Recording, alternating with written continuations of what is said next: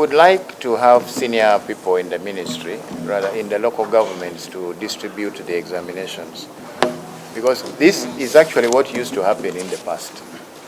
You'd find the heads of departments, the deputy heads of departments, and other people at the level of officers who were being engaged to distribute the examinations. And this is because that level is more accountable. Their sense of duty and responsibility is much higher. But with the time, we have noticed that in some districts, quite a number of districts, this very, very vital activity had now been relegated to very junior officers.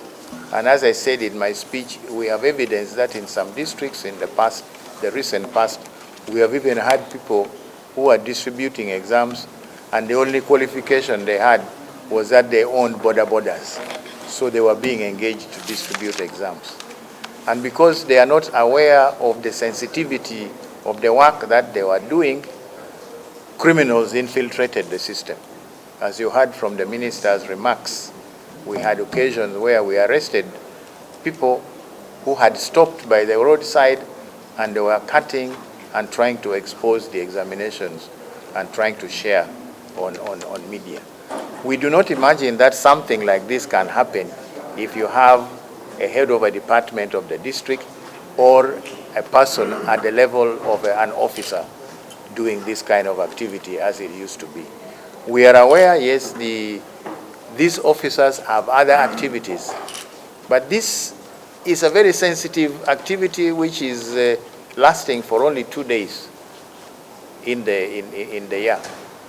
And as it used to happen, and it does happen, it is possible for a senior officer to postpone or put aside some work that is being done in order to handle this very, very sensitive activity.